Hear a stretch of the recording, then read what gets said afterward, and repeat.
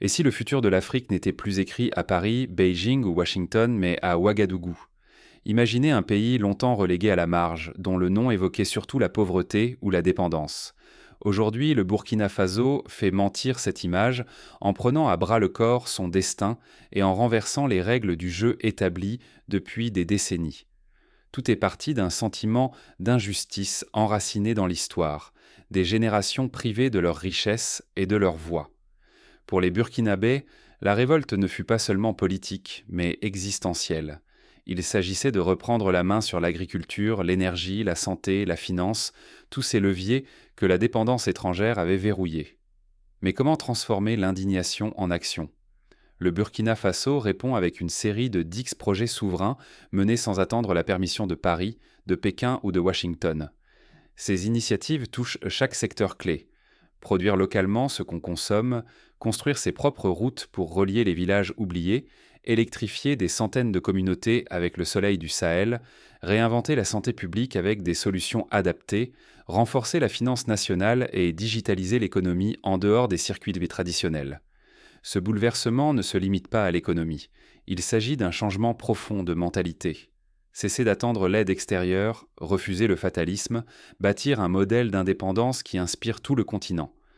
À chaque projet lancé, c'est une part de souveraineté qui s'enracine, une dignité retrouvée, un futur redéfini par et pour les Burkinabés. Mais l'enjeu est immense, car si cette transformation échoue, le risque est terrible. Retomber dans la dépendance, voir la pauvreté structurelle s'installer à nouveau, disparaître des radars du monde, et offrir aux puissances extérieures le pouvoir de dicter, encore, l'avenir du pays. Alors, comment un État naguère invisible réussit-il à poser les bases d'une indépendance réelle, projet après projet?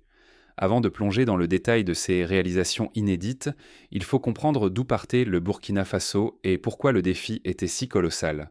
Pour mesurer l'ampleur de la transformation, revenons sur l'héritage de la dépendance qui a marqué le Burkina Faso depuis son indépendance. Découvrons ensemble la situation initiale qui a inspiré cette révolution.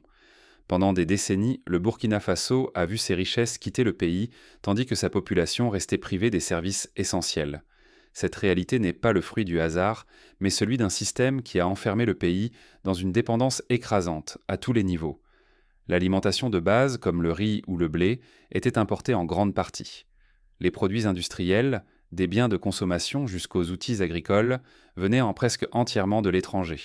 Même la finance nationale, les banques et l'accès au crédit étaient dominés par des intérêts extérieurs, laissant peu de place à l'investissement local.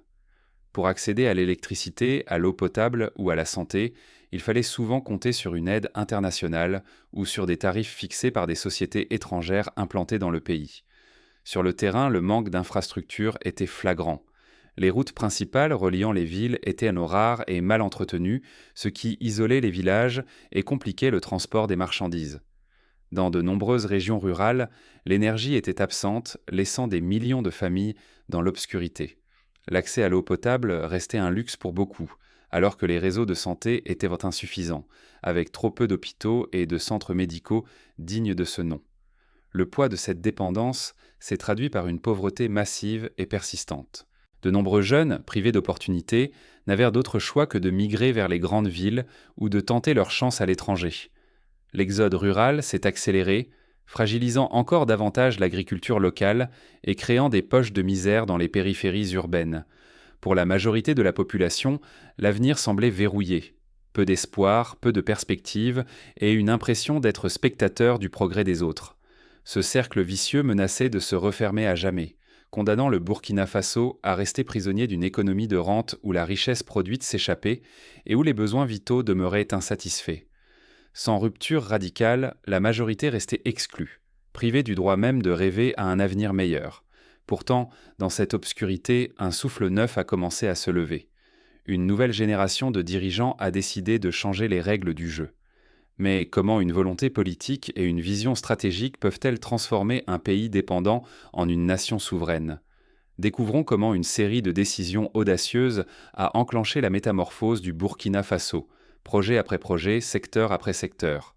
Le Burkina Faso a décidé de ne plus subir. Chaque secteur clé devient un levier de reconquête. Ici, le statu quo n'est plus une fatalité, mais la cible d'une révolution concrète et souveraine. Regardez la transformation de la filière tomate.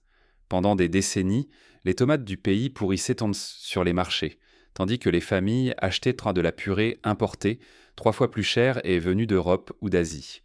Aujourd'hui, grâce à la première usine de transformation de tomates financée par l'État, chaque récolte nourrit l'économie nationale, crée des emplois locaux et forge la souveraineté alimentaire et industrielle. Les petits producteurs, les transporteurs et les ouvriers de l'usine participent tous à ce cercle vertueux: produire local, consommer local, enrichir localement. Mais pour changer le destin, il faut aussi ouvrir des routes. Le corridor routier entre Bobo, Dioulasso et la Côte d'Ivoire, construit avec des partenaires régionaux, efface un héritage de dépendance et d'enclavement. Cette autoroute lie le Burkina Faso à l'Atlantique, facilitant l'exportation des produits transformés et l'intégration au marché ouest africain. Désormais, chaque camion qui quitte Bobo transporte non seulement des marchandises, mais aussi un message. C'est le Burkina qui choisit l'itinéraire de sa prospérité. L'énergie est l'autre front de la reconquête. Le programme solaire hyalien électrifie des centaines de villages autrefois plongés dans l'obscurité. Ce n'est pas seulement de la lumière, c'est la possibilité de stocker des vaccins, d'étudier le soir, de développer des petits commerces. Les panneaux installés et entretenus par des techniciens burkinabés créent une nouvelle génération de compétences et d'emplois. Cette autonomie énergétique libère le pays de la facture du pétrole importé et des coupures chroniques. Dans le secteur de la santé, le nouvel hôpital universitaire de Bobo bouleverse les codes. Moderne, équipé, ses services hospitaliers forment sur place des médecins et offrent des soins accessibles à tous, sans la nécessité de s'exiler à l'étranger. L'égalité devant la santé devient une réalité. La question de l'eau n'est pas oubliée. Le barrage ZGA2 sécurise l'approvisionnement en eau potable de la capitale et des zones industrielles. Cet ouvrage pensé pour résister au changement climatique irrigue les terres agricoles, protège la ville contre les pénuries et soutient l'essor industriel. Le projet urbain Faso Mia incarne le droit à un logement digne. Il prévoit des milliers de logements accessibles, bâtis par des entreprises locales avec des matériaux locaux. Ce chantier génère de l'emploi, valorise la main-d'œuvre nationale et dessine une ville inclusive où chaque quartier compte. Pour que chacun puisse investir dans son avenir, la banque publique Birken Adam ouvre le crédit aux agriculteurs, jeunes entrepreneurs et familles pas modestes. Financer les projets locaux, soutenir les petits exploitants, donner accès à l'inclusion financière, cette banque est le moteur d'une prospérité partagée. La digitalisation du pays avance à grands pas avec le projet PAC Digital. L'État burkinabé numérise ses services, protège les données des citoyens et construit un écosystème digital souverain. La dématérialisation réduit la corruption, accélère les démarches et stimule l'innovation locale. Le projet Eau urbaine change la vie quotidienne dans les quartiers populaires. Accès massif à l'eau potable, réseau d'assainissement, intégration des quartiers informels, la santé publique et la dignité sont désormais garanties dans tous les coins de la ville. Enfin, l'élevage, pilier de l'économie rurale, se modernise. Accès au crédit, formation, transformation locale des produits animaux, autonomisation des femmes, conquête de nouveaux marchés régionaux. L'élevage burkinabé n'est plus un secteur de subsistance, mais une force d'exportation et d'émancipation. Derrière chacun de ces projets se joue bien plus qu'un pari technique. C'est la survie économique, la stabilité sociale et la possibilité pour le Burkina Faso de devenir un modèle africain qui sont en jeu. Si ces ruptures tiennent leurs promesses, c'est tout un pays qui sortira de la pauvreté par ses propres forces. Mais que donnent concrètement ces transformations sur le terrain ? Quels sont les résultats visibles et à quels défis ces chantiers d'émancipation doivent-ils déjà faire face ? Le Burkina Faso n'est plus une périphérie. Il aspire à devenir un centre d'innovation, un exemple pour tout le continent africain. Regardons d'abord les retombées très concrètes. Avec la transformation locale des ressources, ce sont des emplois qui émergent partout, dans les usines, au transport, dans la logistique, chez les agriculteurs et les techniciens. Chaque tomate transformée sur place signifie des revenus qui restent dans les villages, des familles qui gagnent en sécurité et des jeunes qui trouvent enfin leur place sur le marché du travail. L'accès aux services essentiels s'élargit aussi. Grâce à l'énergie solaire déployée dans plus de 150 villages, l'électricité arrive là où elle manquait cruellement. Les écoles restent ouvertes après le coucher du soleil, les centres de santé conservent vaccins et médicaments, les petits commerces prospèrent. Ce quotidien transformé, c'est le signe d'une économie qui se dynamise et qui répond aux besoins de sa population.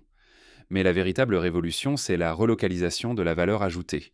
Au lieu d'exporter des matières premières pour les racheter transformées à des prix exorbitants, le Burkina Faso multiplie la création de compétences locales. Les centres de formation s'adaptent aux besoins réels de l'industrie. Des jeunes apprennent à concevoir, à entretenir, à innover. Un cercle vertueux se forme, plus on maîtrise la chaîne de production, plus on contrôle son destin économique. Et cet élan ne s'arrête pas aux frontières. L'effet d'entraînement se fait déjà sentir chez les pays voisins. Au lieu de dépendre massivement des importations, le Burkina Faso commence à exporter ses produits finis et son expertise technique. Les flux s'inversent, ce qui sort du pays prend de la valeur, ce qui entre est choisi et maîtrisé. La région découvre qu'il est possible de bâtir la souveraineté, non pas dans l'isolement, mais en inspirant et en intégrant ses partenaires. Bien sûr, ces avancées ne sont pas sans risque. Les pressions extérieures se multiplient, qu'elles viennent de puissances qui souhaitent conserver leur influence ou de marchés qui redoutent la concurrence. Les tentatives de sabotage, qu'elles soient économiques ou politiques, sont réelles. Pour que ces transformations tiennent, il faut une stabilité politique solide, des institutions transparentes et une gouvernance qui résiste aux tentations de la corruption. Le Burkina Faso est à la croisée des chemins. Il peut affirmer sa souveraineté et devenir un modèle pour tout le continent, ou bien être freiné par les résistances internes et les jeux d'intérêts internationaux. Le pari est immense, mais l'espoir l'est tout autant. Reste une question cruciale. Comment chaque citoyen peut-il s'approprier ses conquêtes et participer activement à les sécuriser pour que l'élan ne retombe pas ? Découvrons comment l'engagement des citoyens à tous les niveaux devient la clé pour consolider et protéger ces avancées historiques. Le vrai changement ne vient pas de l'aide extérieure, mais de l'audace et de la maîtrise de ses propres outils. Ce que le Burkina Faso nous enseigne, c'est qu'un pays peut sortir de la dépendance en investissant d'abord dans son peuple, ses savoir-faire et ses ressources locales. La souveraineté ne s'importe pas, elle se construit étape par ceux qui osent reprendre le contrôle de leur destin.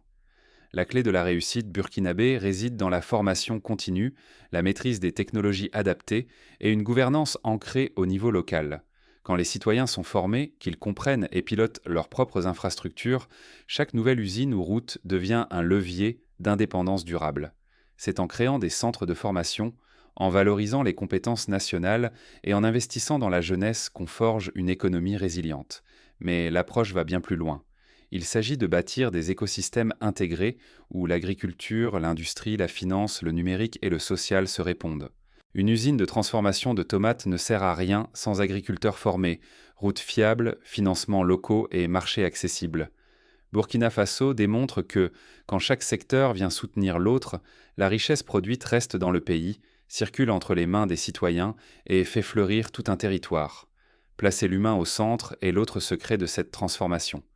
Ce n'est pas seulement une question de rendement, mais d'accès pour tous. Électricité dans les villages, emploi décent, inclusion des femmes, équité entre régions. Le progrès doit profiter à chaque famille, chaque jeune, chaque communauté. C'est cette inclusion qui solidifie la société et donne du sens à la croissance. Bien sûr, les défis ne manquent pas. Le climat change, la sécurité reste fragile, la technologie évolue sans cesse. Mais anticiper ces obstacles et s'y adapter avec résilience, voilà la force des nations souveraines. Former des techniciens locaux pour entretenir les panneaux solaires, imaginer des systèmes agricoles durables ou protéger les routes en période de crise, ce sont ces réflexes collectifs qui font toute la différence. Si l'Afrique ignore ces leçons, elle risque de rester dépendante et vulnérable aux aléas extérieurs. Mais si chaque pays et chaque citoyen se saisit de cette dynamique, formation, intégration, inclusion, résilience, alors la prospérité partagée devient possible, loin des schémas d'aide imposés. Le Burkina Faso n'a pas tout résolu, mais il trace une voie à suivre, preuve vivante qu'un autre modèle est possible. Reste une question essentielle. Et vous, quel futur voulez-vous pour l'Afrique ? Serez-vous spectateur ou acteur du changement qui s'annonce ? Le Burkina Faso n'attend plus. Il construit. Et vous, sur quoi bâtirez-vous demain ? Cette question s'adresse à chacun de nous, car aujourd'hui, une nouvelle page de l'histoire africaine s'écrit avec audace et fierté. Nous venons de parcourir ensemble une terre qui refuse la dépendance et choisit de prendre en main son avenir. Au lieu de subir, le Burkina Faso agit. Il investit dans ses propres infrastructures, transforme son agriculture, électrifie ses villages avec l'énergie du soleil, soigne ses populations sans attendre l'aide extérieure et forge une finance nationale adaptée à ses besoins réels. Ce mouvement souverain n'est pas seulement une addition de projets, c'est une philosophie profonde. Produire ce que l'on consomme, maîtriser chaque levier vital et offrir à la jeunesse un horizon possible. Ici, chaque route tracée, chaque usine bâtie, chaque kilowatt produit localement est un pas loin de l'ancien ordre et un pas vers une indépendance véritable. Le monde a longtemps regardé l'Afrique comme un terrain d'assistance, mais le Burkina Faso nous invite à changer de regard. Il prouve par l'action que l'autonomie n'est pas un rêve mais une stratégie et que la dignité nationale se construit jour après jour sur le terrain. Vous qui écoutez ces histoires, vous faites face au même choix. Regardez cette transformation de loin ou décidez d'y prendre part. Quel héritage souhaitez-vous laisser ? Prendre position, soutenir, partager, investir, chaque geste compte pour ne plus être spectateur, mais acteur du changement. Ce qui se joue ici dépasse les frontières. C'est l'idée même de souveraineté et d'équité qui avance face aux puissances qui croyaient à l'ordre établi pour toujours. L'Afrique et le Burkina Faso, en avant-garde, nous rappellent que le futur n'est écrit nulle part ailleurs qu'ici. Le destin d'un peuple se forge là où il ose bâtir, là où il refuse la fatalité et se dresse pour tracer sa propre route. Le Burkina Faso a choisi la construction, la résilience, l'avenir. Et vous, sur quoi